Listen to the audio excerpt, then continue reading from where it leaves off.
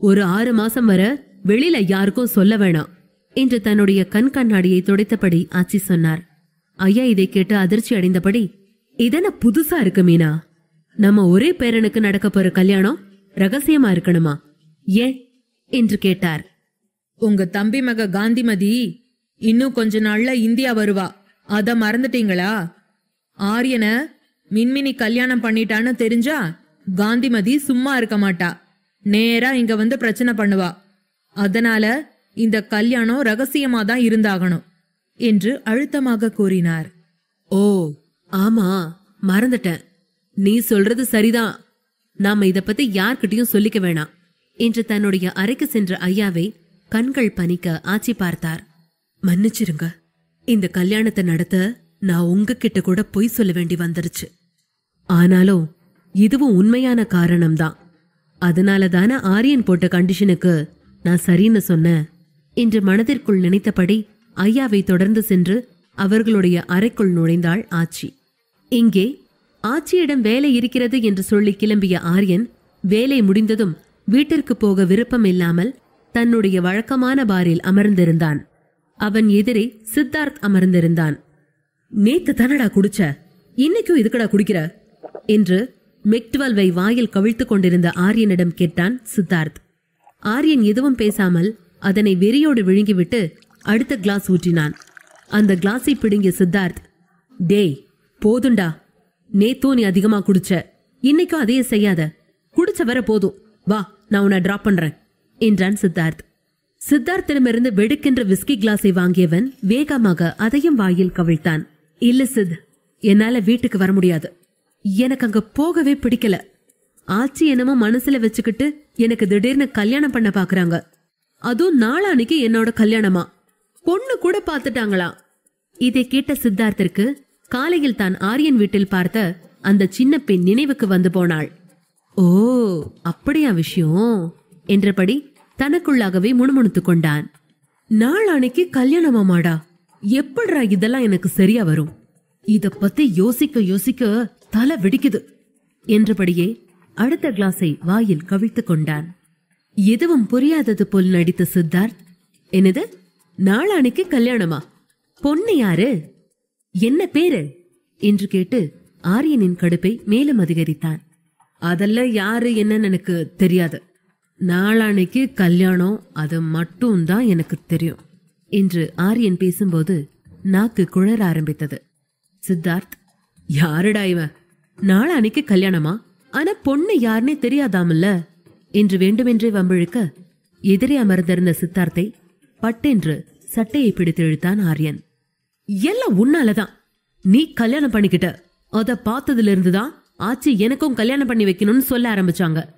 உனக்கு மட்டும் கல்யாணம் ஆகாம இருந்திருந்தா ஆச்சி எனக்கு கல்யாணம் செஞ்சு வைக்க இவ்வளவு அவசரப்பட்டிருக்க மாட்டாங்க. எல்லாம் ஒன்னால வந்தது என்ற ஆரியன், எனக்காக நிறைய பொண்ணுங்க இருக்காங்கன்னு எனக்கு தெரியும். ஆனா அவங்க யாரும் என்ன லவ் பண்ணல. என்கிட்ட இருக்கிற சொத்தையும் பணத்தையும் தான் லவ் பண்றாளுங்க. நம்ம ஆச்சி கிட்டையும் அந்த மாதிரி எவ்வளவு ஒருத்தி ஏதோ சொல்லிருப்பான்னு நினைக்கிறேன். அதனாலதான் இந்த கல்யாணமே நடக்குது என்று கோபமாக மேஜையை குத்தினான் ஆரியன். அதில் இருந்த டம்ளர்கள் வெளியே விழுந்து சிதறின. அதை கூட கவனிக்காமல் பேசிக்கொண்டே போனான் ஆரியன். என்ன ஒரு வாட்டி கூட அந்த பொண்ணு பாக்கலடா. பாக்காமே ஓகே சொல்லிருக்கான்னா அவ எப்பேற்பட்ட பேராசை பிடிச்சவளா இருப்பா என்று ஆரியன் கேட்டுக்கொண்டிருக்கும் போதே பனியாள் ஒருவன் வந்து கீழே உடைந்திருந்த டம்ளர்களை முரத்தால் வாரி சென்றான். ஆரியனை நெருங்கி அவன் தோளை தொட்ட சித்தார்த், சரிடா, எனக்கு நீ சொல்ல வர பாயிண்ட் புரியாம இல்ல. ஆனா இந்த பொண்ண பார்த்து பேசி முடிவு பண்ணது ஆச்சி. உனக்கு தப்பான ஒரு பொண்ண ஆச்சி பாப்பாங்களா? எனக்கு அவங்க மேல நிறைய நம்பிக்கை இருக்கு. வா வீட்டுக்கு போலாம் என்றான் சித்தார்த். இல்லடா நீ போ, நான் வரல என்ற ஆரியனை நெருங்கி லேசாக அவன் வயிற்றில் குத்திய சித்தார்த், அடே கிளம்புடா, உனக்கு இன்னும் கல்யாணம் ஆகல எனக்கு புரியுது. ஆனா எனக்காயிருச்சே. வீட்ல ஒருத்தி எனக்காக வெயிட் பண்ணிட்டு இருப்பா. நேத்து மாதிரி இன்னைக்கு உன் கூடவே தூங்கினா அப்புறம் நாளைக்கு எனக்கு டிவோர்ஸ் நோட்டீஸ் உன் வீட்டுக்கு தான் வரும் என்று விளையாட்டாக சொன்னபடியே தள்ளாடிய ஆரியனை கைத்தாங்கலாக பிடித்துக்கொண்டு காருக்கு போனான் சித்தார்த்.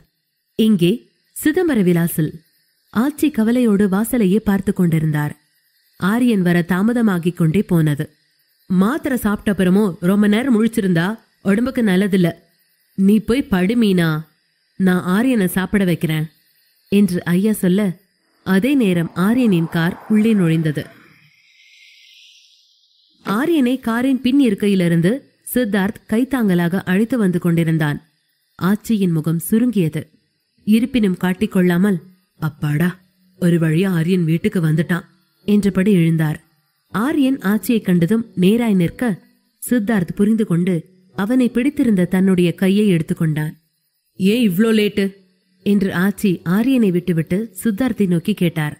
ஆரியனின் சிவப்பேரிய வழிகளை பார்த்தபடியே, இல்லாச்சி, கொஞ்சம் வேலை இருந்தது என்று சித்தார்த் மழுப்ப, சரி, முதல்ல போய் சாப்பிடுங்க என்றார் ஆச்சி. இல்ல ஆச்சி, நானும் சித்தார்த்தும் இப்பதான் சாப்பிட்டோம் என்றபடி, நீங்க போய் தூங்குங்க ஆச்சி. ஐயா, நீங்களும் போங்க, நான் சித்தார்த்த அனுப்பிட்டு வர்றேன் என்று ஆரியன் சொன்னான். அந்த பதிலில் சமாதானமான ஆச்சி ஐயாவோடு தன்னுடைய அறைக்கு சென்றார்.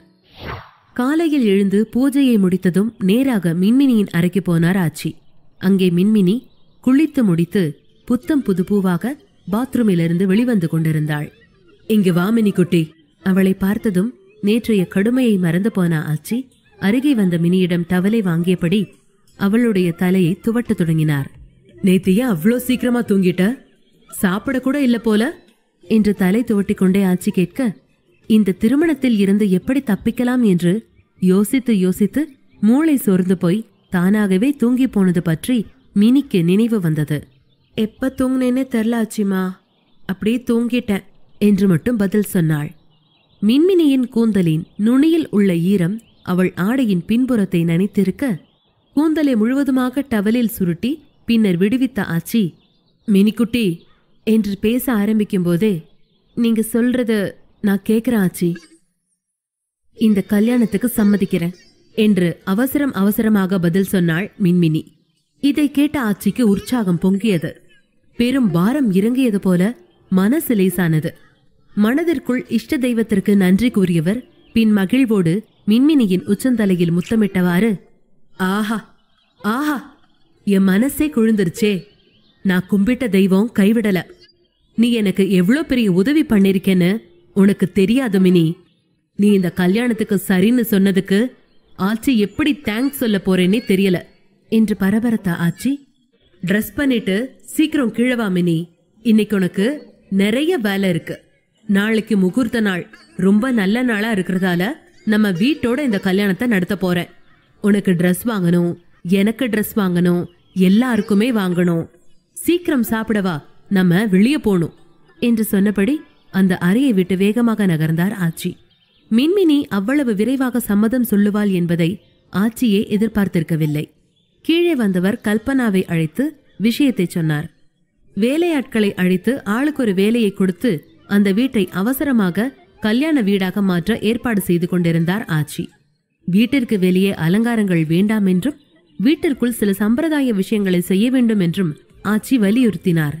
இதற்கெல்லாம் கல்பனா முன்பே தயாராகவே இருந்தார். ஆச்சி ஒரு விஷயத்தில் இறங்குகிறார் என்றால் அது நிச்சயம் நடக்கப் போவது உறுதி என்பதால் அதற்காகவே சில விஷயங்களை முன்னேற்பாடு செய்து வைத்திருந்தார். ஆச்சி கட்டளைகள் பிறப்பித்துவிட்டு அவருடைய அறைக்கு விரைய கல்பனா வீட்டை திருமண வீடாக மாற்றுவதில் மும்முரமாக இறங்கினார். விஜிக்கு சந்தோஷம் தாங்கவில்லை.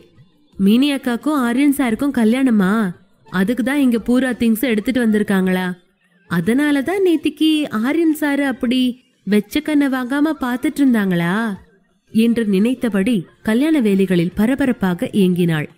ஐயாவிடம் விஷயத்தை சொல்ல அறைக்கு சென்று கொண்டிருந்த ஆச்சிக்கு திடீரென கழுத்திரு நினைவுக்கு வந்தது. அவர்கள் வழக்கத்தில் மாங்கல்யத்தை இப்படித்தான் அழைப்பார்கள்.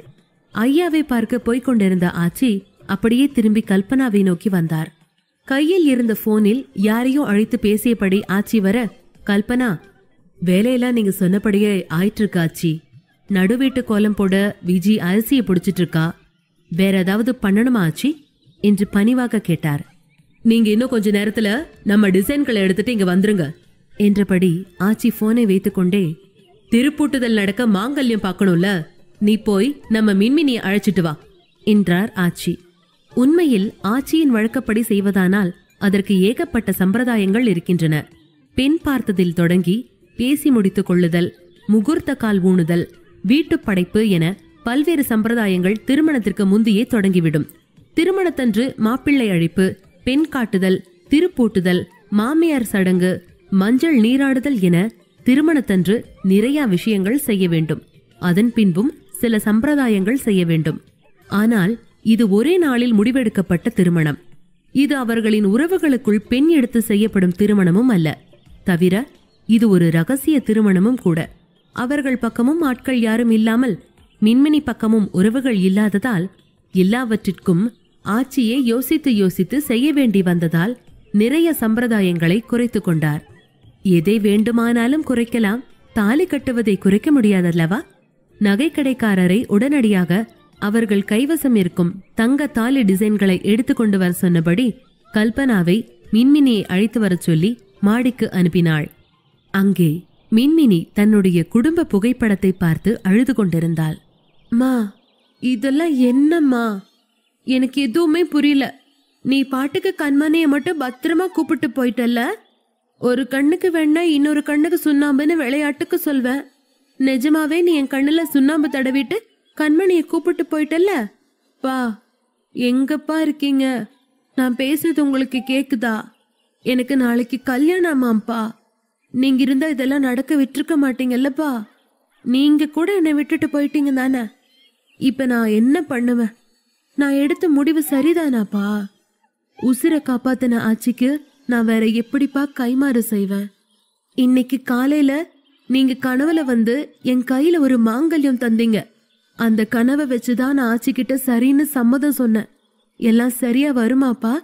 நான் சரியான முடிவை தான் எடுத்திருக்கேனான்னு தெரியலையே என்றபடி தனக்குத்தானே அழுது புலம்பிக் கொண்டிருந்தாள். அதே நேரம் மின்மினியை தேடி கல்பனா வந்தார்.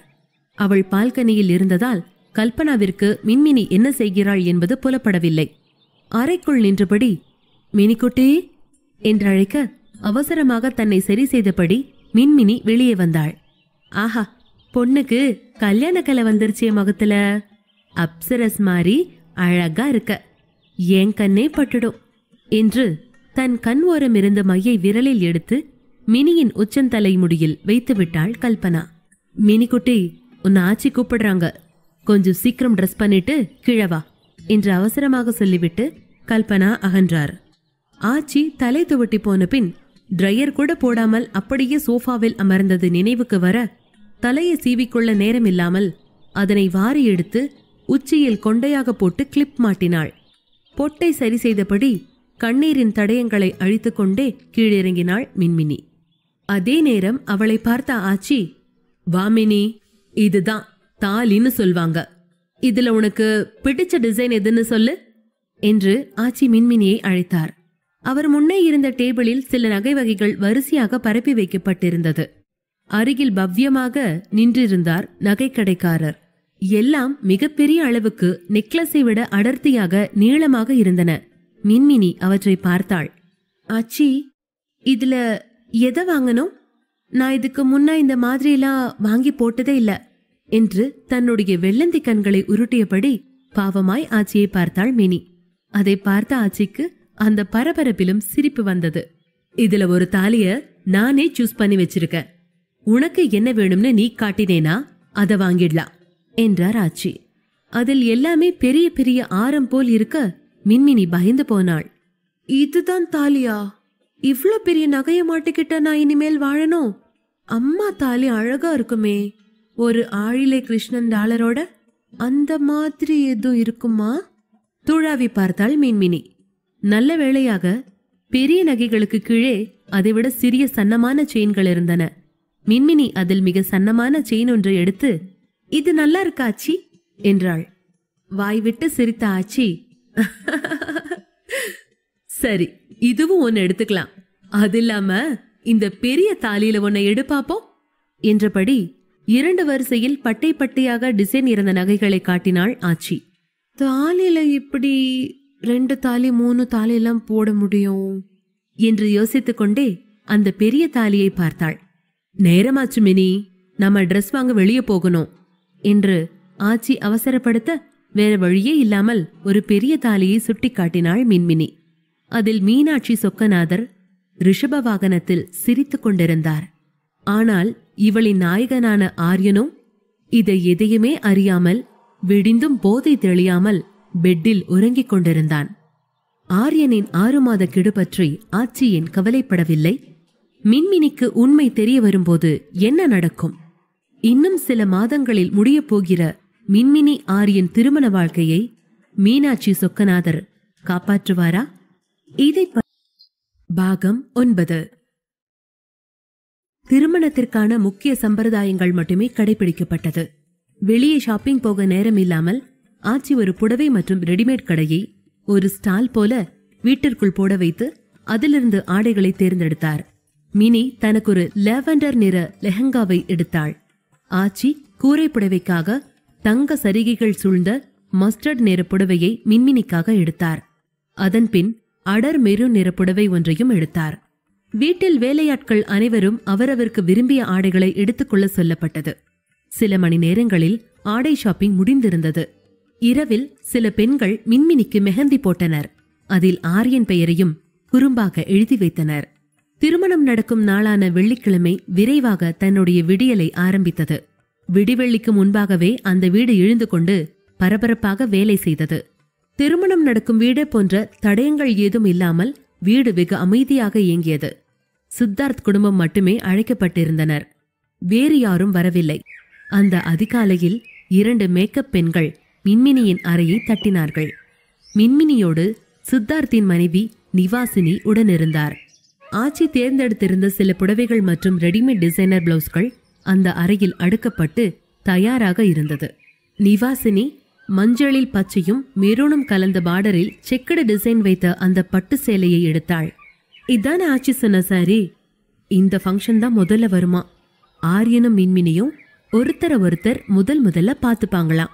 அதுக்கு என்னவோ பொண்ணெடுத்து காட்டுறதோ என்னவோ பேர் வேற சொன்னாங்க என்று மேக்கப் பெண்களிடம் பேசியபடி அந்த புடவை எடுத்து மின்மினிக்கு கட்டிவிடணும் என்றாள் நிவாசினி.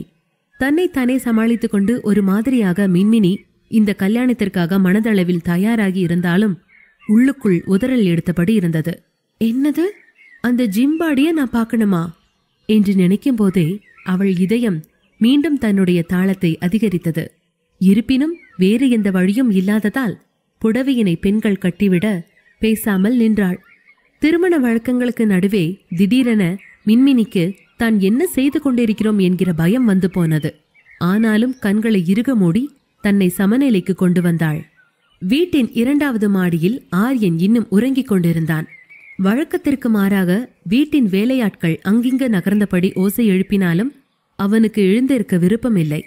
சித்தார்த் ஆரியன் அறையை தட்டினான்.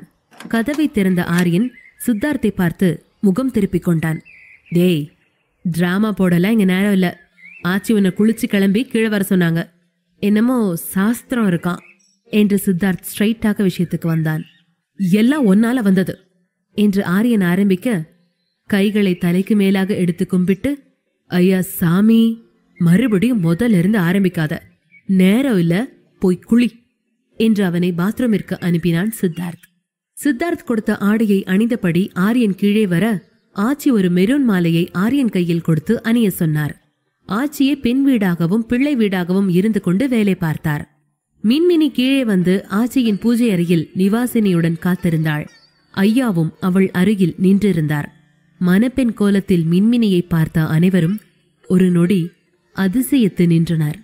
ஆர்ப்பாட்டம் இல்லாத அவள் அழகு அனைவரையும் கவர்ந்தது. வேட்டி சட்டையில் வந்த ஆரியனும் கம்பீரமான மணமகனாய் கீழே இறங்கி வர ஆச்சியும் சித்தார்த்தும் ஆரியனை அழைத்துக் கொண்டு அந்த பூஜை அறைக்கு வந்தனர். அங்கே மின்மினி ஆச்சி எடுத்துக் கொடுத்த மஞ்சள் பட்டு கண்டாங்கி சேலையை அணிந்தபடி மதுரை மீனாட்சி அம்மனை போல நின்று கொண்டிருந்ததை பார்க்க ஆச்சிக்கு நிம்மதியாக இருந்தது. நல்ல வேலை, மின்மினி நாம நினைச்ச மாதிரி ரொம்பவும் அடம் பிடிக்கிறவ இல்ல, நம்ம சொன்ன கேட்டுக்கிறவதான் என்று அவர் நினைத்து கொண்டார். ஆரியன் அங்கே வர பெண்ணும் மாப்பிளையும் எதிரெதிரே நின்றனர். மின்மினிக்கு கால்கள் நடுங்கியது. அவனை பார்க்க பயமாக இருந்தது. தலை குனிந்து நின்றாள். ஆரியனுக்கு தன்னெதிரே நிற்கும் பெண்ணை பார்க்க விருப்பமில்லை. ஆச்சியின் சொத்துக்களை அனுபவிக்க வந்திருப்பவளை எதற்கு பார்த்து கொண்டு என்று பேசாமல் ஐயாவை பார்த்து கொண்டே நின்றான்.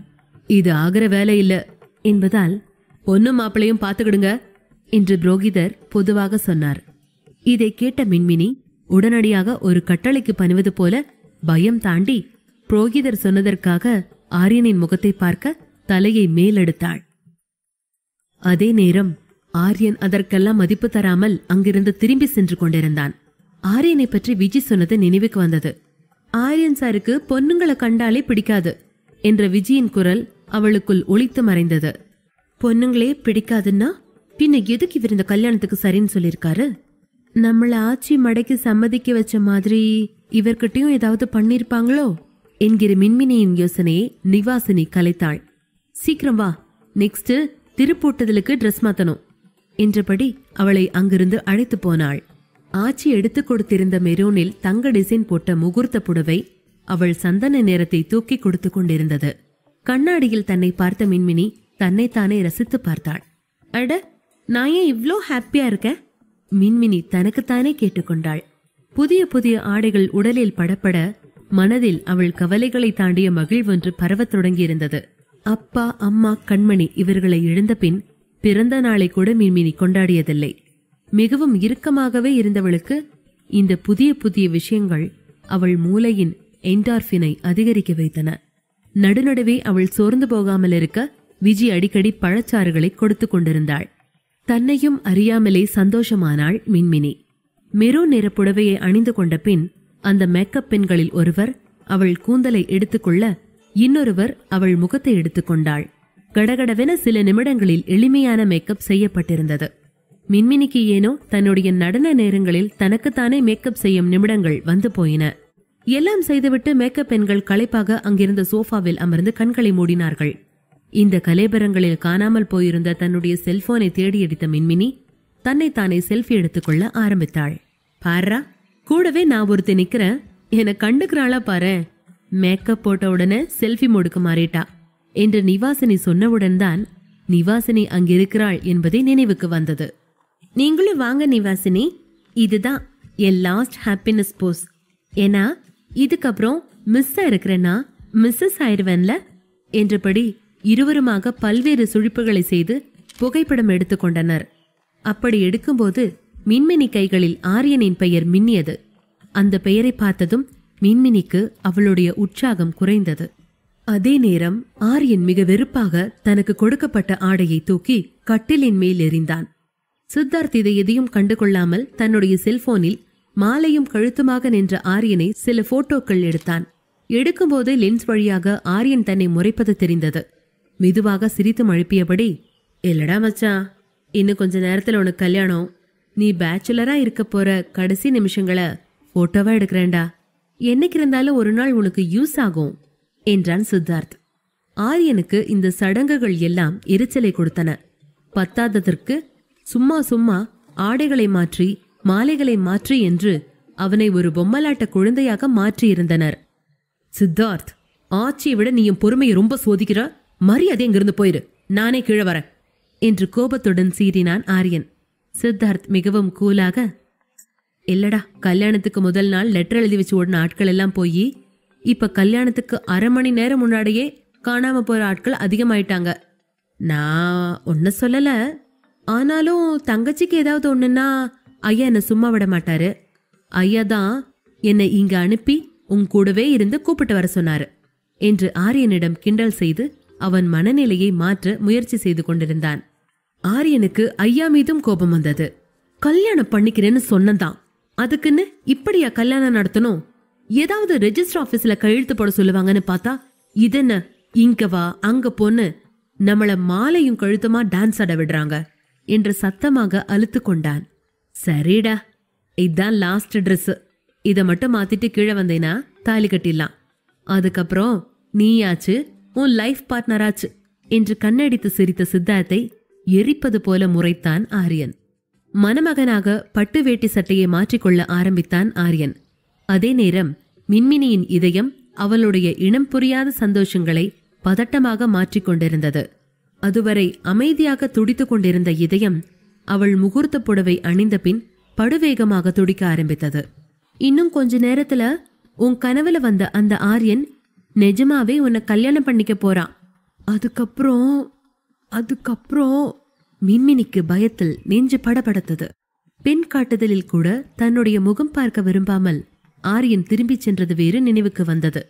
எது நடந்தாலும் என்ன மீறித்தான் நடக்கணும். என்னை தாண்டிதான் உன்கிட்ட ஆரியன் வந்தாகணும். உன்கிட்ட ஆரியன் வராம உனக்கு ஒண்ணு ஆகாம நான் பாத்துக்கிறேன்.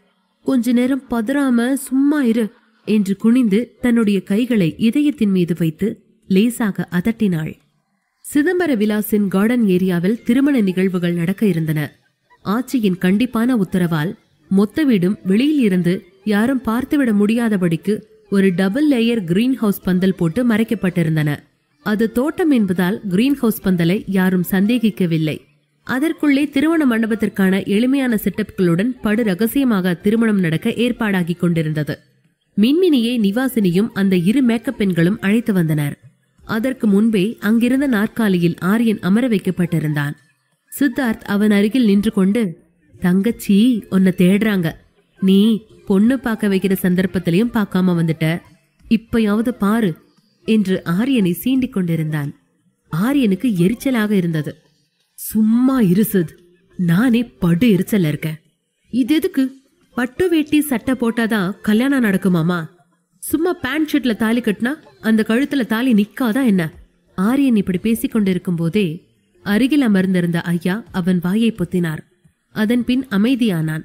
மீண்டும் சித்தார்த் ஏதோ பேச, நீ காலிலிருந்து என்ன ரொம்ப டார்ச்சர் பண்ற சேத். எனக்கு இருக்கிற ஒரே அன்கம்ஃபர்டபிள் ஃப்ரெண்ட் நீதான் என்று ஆரியன் முணுமுணுத்தான்.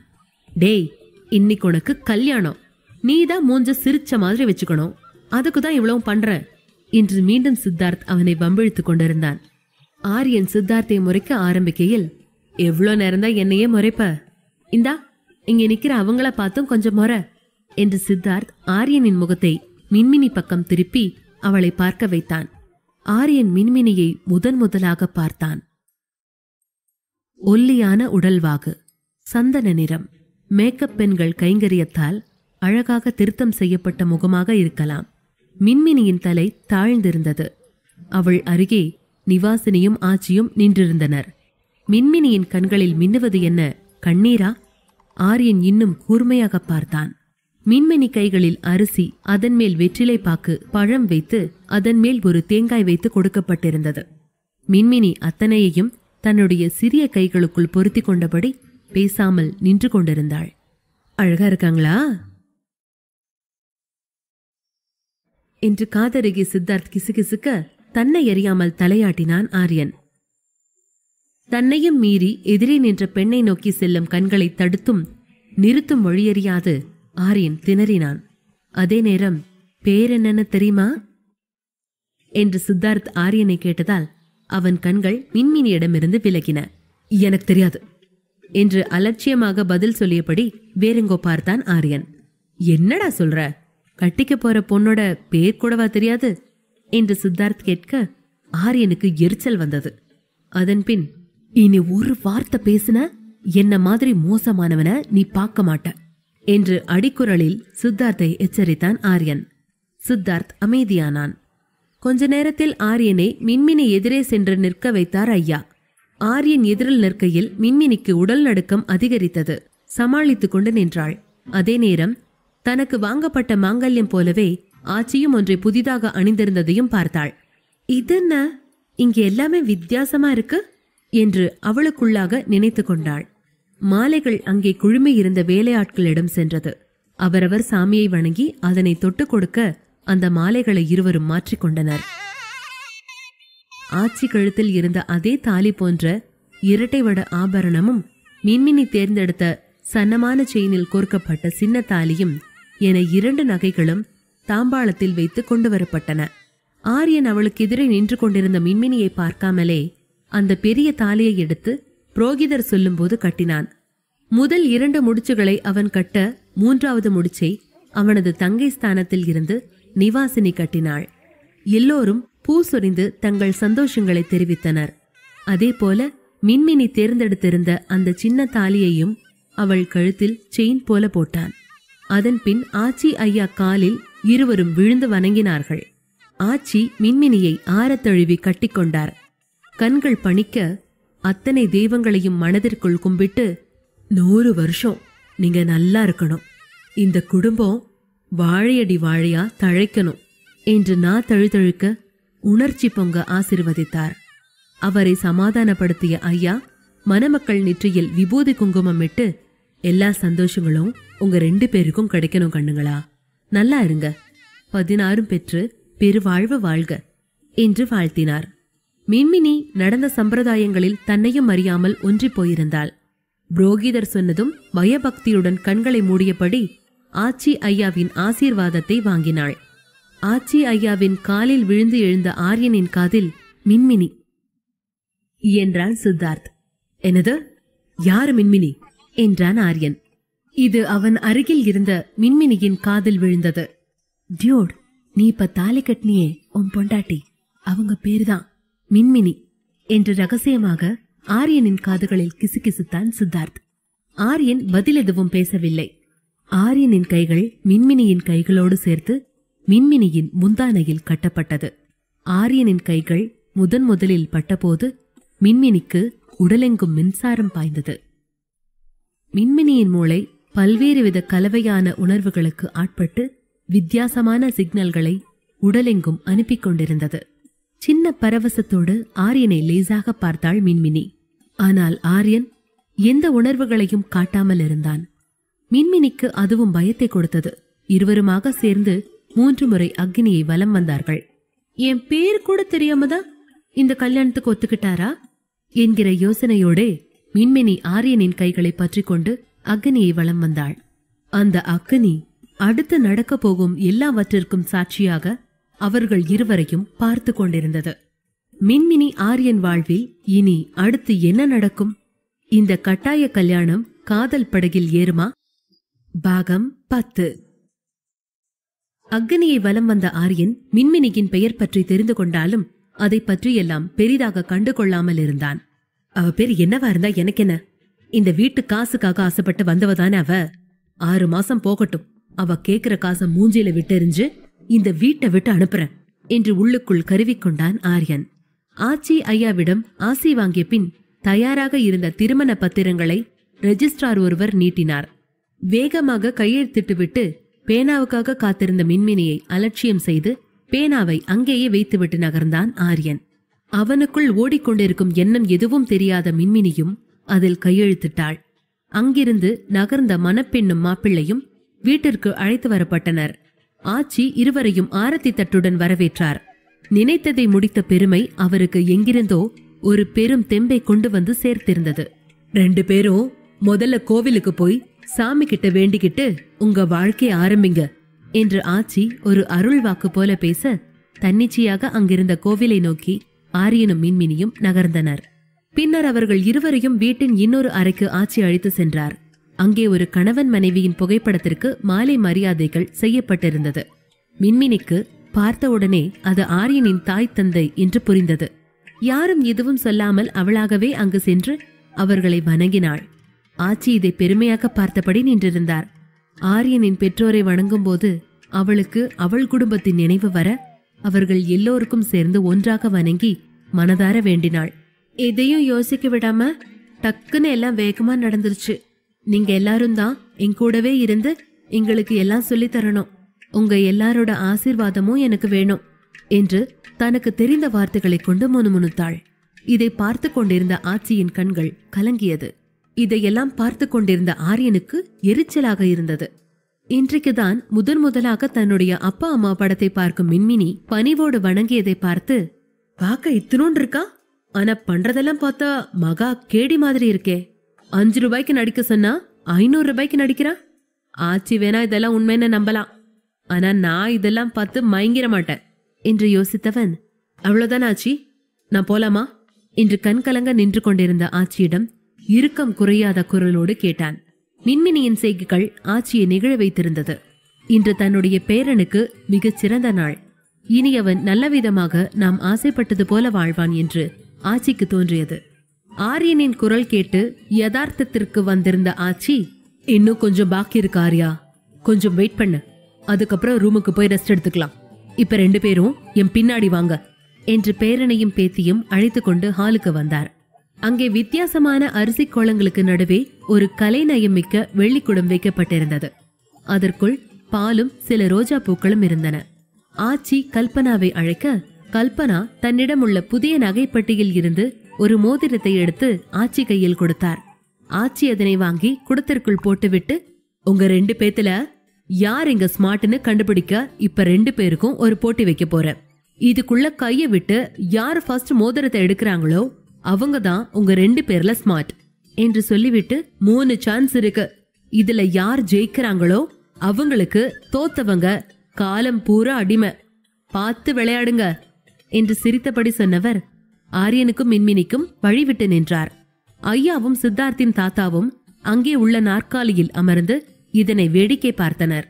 அன்றைக்கு ஆச்சி வீட்டு பணியாட்கள் எல்லாரும் உற்சாகமாக இருந்தனர்.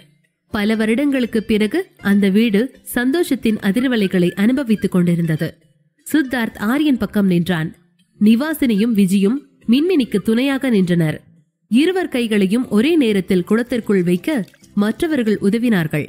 குடம் கொஞ்சம் பெரியது என்பதாலும் அவ்வப்போது ஆரியனின் கைகள் அவள் மீது படுவதாலும் மின்மினிக்குள் மின்சாரம் பாய்ந்தாலும் அதை மின்மினி கவனிக்கவில்லை. ஆச்சி முன்பு தான் ஸ்மார்ட் என்று காட்டிக்கொள்ளவே விரும்பினாள். வெகு சீரியஸாக மோதிரத்தை துழாவி பிடித்து வெளியில் எடுத்தாள். அந்த பெரிய வீட்டின் நடுவே ஹோ என்ற சப்தம் கேட்டது. கிட்டத்தட்ட ஒரு கிரிக்கெட் மேட்சை பார்ப்பது போல வீடு உற்சாகத்துடன் இந்த விளையாட்டை வேடிக்கை பார்த்தது. விளையாட்டில் முதல் முறை ஜெயித்ததால் மின்மினிக்கு உற்சாகம் வந்தது. ஆரியனின் கை மீது தன்னுடைய கைப்படுவது பற்றிய பிரஞ்ஞை இல்லாமல் விளையாட்டின் வெற்றியிலேயே குறியாக இருந்தாள். நிவாசினியும் விஜயும் மின்மினிக்கு உற்சாகம் அளிக்க, சித்தார்த் அவர்களோடு போட்டி போட்டுக்கொண்டு, ஃபர்ஸ்ட் டைம் கேர்ள்ஸ் ஜெயிச்சிட்டாங்க, இப்போ நாம யாருன்னு காட்டணும், இந்த வாட்டி மோதிரம் உன் கைக்கு வந்தாகணும் என்று ஆரியனை உலுக்கிக் கொண்டிருந்தான். மின்மினியின் கைகள் தன் மீது படும்போதெல்லாம் ஒரு அசௌகரியத்தை உணர்ந்தான் ஆரியன். எனவே 2 முறை தோற்றான். ச, நான் அந்த டீம்ல போய் சேர்ந்திருக்கணும், தெரியாம உன் பக்கம் வந்துட்டேன் என்று சித்தார்த் விஷயம் புரியாமல் அலுத்து கொள்ள, ஆரியன் முறைப்பதை உணர்ந்ததும் அங்கிருந்து ஐயா அருகில் சென்று அமர்ந்து கொண்டான். 3வது முறை மோதிரம் ஆரியனின் கைகளில்தான் சிக்கியது. ஆனால் அவன் கையை கிள்ளி விரல்களை பிடித்து இழுத்து எப்படியோ மோதிரத்தை கைப்பற்றி மின்மினி ஜெயிக்க மோதிரம் அவள் வசமானது. எம்மா, இவ செம்மவளா இருக்காளே, இந்த இழு இழுக்கிறா, இவகிட்ட ரொம்ப உஷாராதான் இருக்கணும் என்று கையை தடவிக்கொண்டான் ஆரியன். மின்மினிக்கு சகலமும் மறந்து போய் தான் போட்டியில் ஜெயித்தது மட்டுமே உணர்வில் இருந்தது. சந்தோஷமாக அவளுக்கு அவளை கைகளை தட்டி கொண்டாள். நிவாசினியை குஷியாக கட்டி கொண்டாள். இதையெல்லாம் பார்த்து கொண்டிருந்த ஆரியன் மின்மினியை கோபமாக முறைக்க, அவன் கண்கள் தன் மீது படர்வதை உணர்ந்த மின்மினி ஒருவித அவஸ்தையுடன் அமைதியானாள். ஆச்சி, டே ஆர்யா, இனி நீ மின்மினிக்கு அடிமை என்று கூறி சிரிக்க, நிவாசினி, அண்ணா, அன்னிக்கிட்ட முதல் நாளே இப்படி தோத்து போயிட்டீங்களே என்று கிண்டல் செய்தாள். பார்த்து கொண்டிருந்த ஐயா, நானும் கூட தான் ஆச்சிக்கு அடிமை என்று சூழ்நிலையை மேலும் கொண்டாட்டமாக்கினார். எப்போதும் ஒருவித இறுக்கத்துடன் காணப்படும் அந்த வீடு இந்த கல்யாணத்தால் தன் மேனி எங்கும் சந்தோஷத்தை அப்பிக்கொண்டது. அந்த மோதிரத்தை வாங்கிய ஆச்சி அருகில் நீர் இருந்த சொம்பில் போட்டு எடுத்தார். ஆரியனிடம் கொடுத்து அதனை மின்மினி கைகளில் போடச் சொன்னார். அந்த மரகத பச்சை மோதிரம் மின்மினியின் சந்தன விரல்களுக்கு அத்தனை அழகாக இருந்தது. அவளுக்கு மோதிரம் போடும்போதுதான் அவளுடைய நிறம் ஆரியன் கண்களில் விழுந்தது. மோதிரம் போடுவதற்காக அவள் சின்னஞ்சிறு விரல்களை ஆரியன் பற்றும்போது மின்மினிக்குள் சட்டென வெப்பம் படர்ந்தது. உடலெங்கும் சிலிர்க்க சட்டென அவளையும் அறியாமல் அவளுக்கு வெட்கம் வந்தது. அனிச்சையாக தலையை குனிந்து கொண்டாள்.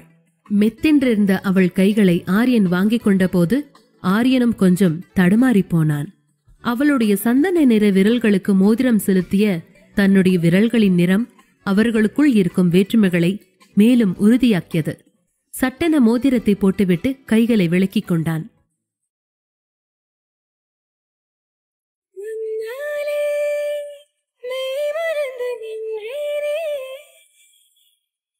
சடங்குகள் முடிந்ததால் முன்பே பேசி வைத்தபடி ஐயாவும் சித்தார்த்தின் தாத்தாவும் லைப்ரரி அறைக்கு சென்றனர். சரி ஆர்யா, நீ கொஞ்சம் ஐயா ரூம்ல போய் ரெஸ்ட் எடு, ஒரு ரூம் அரேஞ்ச் பண்ணிட்டு கூப்பிடுற என்றார் ஆச்சி. ஆரியனுக்கு இருந்த டயர்டில் காருக்குள் சென்று ரெஸ்டடி என்று சொன்னால் கூட அப்பாடி ஆள விடுங்கடா சாமி என்று அங்கே போய் கூட ஓய்வெடுக்க தயாராக இருந்தான். திருமணம் என்கிற பெயரில் காலையில் இருந்து செய்த சடங்குகள் அவனுக்கு அத்தனை உடல் அசதியை கொண்டு வந்திருந்தது. ஏதோ ஒண்ணு கடைசிக்கு இந்த இடமாச்சு கிடைச்சதே என்று வேகமாக ஐயா ரூமிற்குள் சென்று சோஃபாவின் மீது தன்னை படர விட்டான். இங்கே மின்மினியை ஆரியனின் அறைக்குள் நிவாசினியும் விஜயும் அழைத்து வந்தனர். இன்னுமா சடங்கு முடியல என்று நிவாசினியிடம் மின்மினி கேட்க விஜயும் நிவாசினியும் ரகசியமாக சிரித்துக் கொண்டனர். இன்னும் ஒரு சடங்கு இருக்கு, அதன் நீ சக்சஸ்ஃபுல்லா முடிச்சிட்டீனா இந்த கல்யாணம் நடந்ததுக்கான அர்த்தம் ஃபுல்ஃபில் ஆயிடும் என்று கண்ணடித்தாள் நிவாசினி. என்னால முடியல நிவா, ரொம்ப டயர்டா இருக்கு, தூக்கம் வருது என்கிற மின்மினியை நிவாசினி, அச்சச்சோ இந்த நேரத்துல உனக்கு வரக்கூடாத விஷயம் எல்லாம் வருதே என்றவளை புரியாமல் பார்த்த மின்மினி, இந்த சாரி ஆச்சு நான் மாத்திக்கிட்டுமா, ரொம்ப வெயிட்டா இருக்கு, இந்த டிசைனர் பிளவுஸ் வேற அங்கங்க குத்துது, பிளீஸ் என் லேவண்டர் லெஹங்கா ரூம்ல இருக்கு, கொண்டு வந்தா இங்கே மாத்திட்டு நீங்க சொன்ன மாதிரி அடுத்த சடங்கா முடிச்சிடுறேன் என்றாள் அப்பாவியாக. நிவாசினியை விட விஜிக்கு வெட்கம் அதிகமாக வர, அக்கா நீங்க பாத்துக்கங்க நான் போய் என்று சொல்லிக்கூட முடிக்காமல் அங்கிருந்து கிட்டத்தட்ட ஓடினாள். நிவாசினிக்கு வேறெதும் சொல்லப்படவில்லை. மின்மினியை ஆரியன் அறையில் அமர வைத்துவிட்டு அங்கிருந்து வந்துவிட வேண்டும் என்று மட்டுமே ஆச்சி சொல்லியிருந்தார். இருமினி, நான் போய் உன்னோட லெஹங்காவை கொண்டு வரேன் என்று அப்போதைக்கு மினியை சமாளித்துவிட்டு அங்கிருந்து கிளம்பினாள் நிவாசினி. மின்மினிக்கும் இப்போது டயர்ட்னஸ் தெரிய ஆரம்பித்திருந்தது. அவ்வளவு கனமான பட்டுப்புடவை பிளவுஸுடன் மூச்சுவிட கூட அவளுக்கு சிரமமாக இருந்தது. பத்தாததற்கு இந்த மேக்கப், ஹேர் ட்ரெஸ்ஸிங் வேறு அவளை இயல்பாக இருக்க விடாமல் செய்து கொண்டிருந்தது.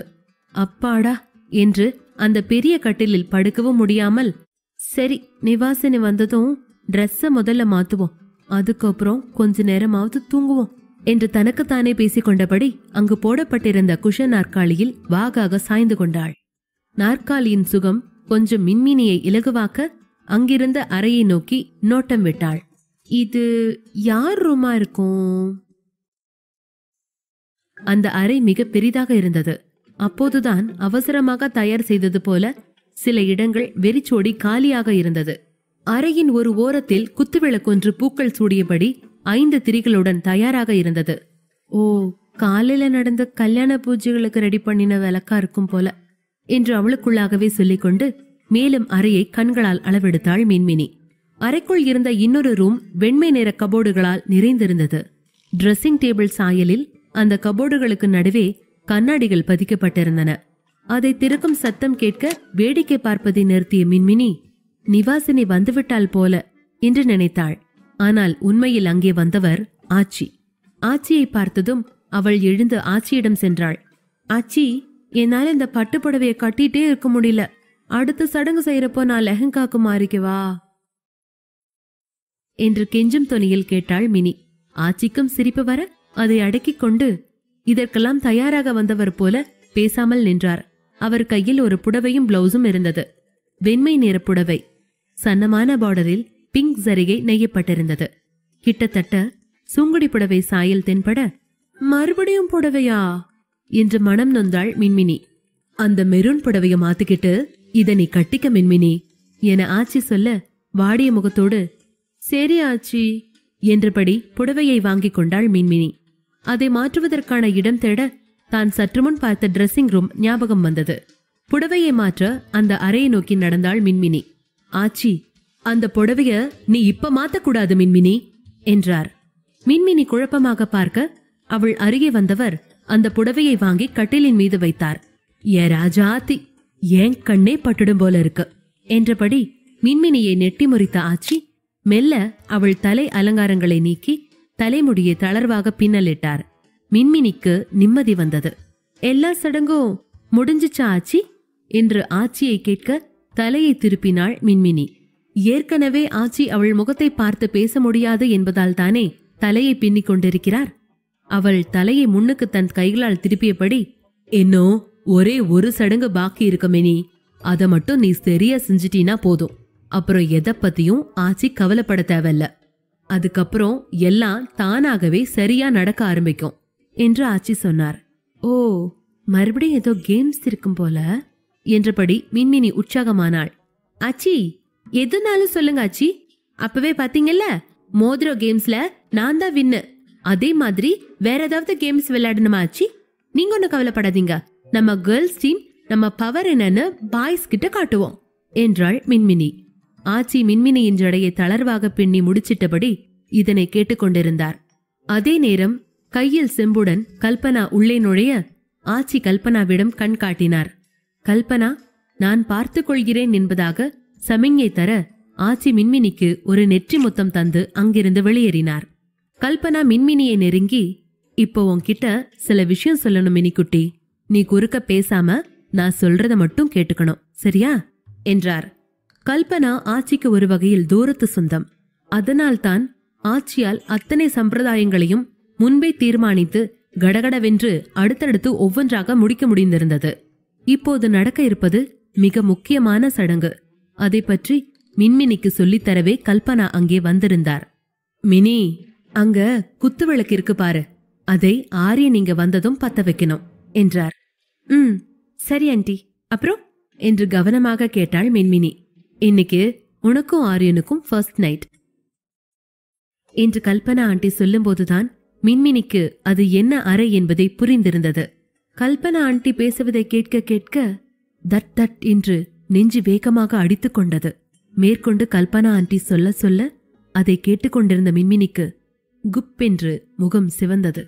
இப்ப நான் இங்கிருந்து போனப்புறம் கொஞ்ச நேரத்துல ஆரியன் தம்பி இங்க வருவார். அவர் வந்ததும் நீ இந்த குத்து விளக்க ஏத்தணும். அந்த குத்து விளக்கு வெளிச்சத்துல நீ இந்த புடவைய மாத்திக்கணும் எனும் போதே மின்மினிக்கு வியர்த்து கொட்டியது.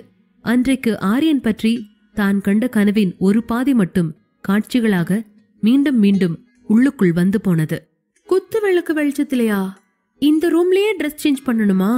அதுவும் அவர் இருக்கும் போதா என்று வெள்ளந்தியாக கேட்ட மின்மினிக்கு பொறுமையாக பதில் சொன்னார் கல்பனா.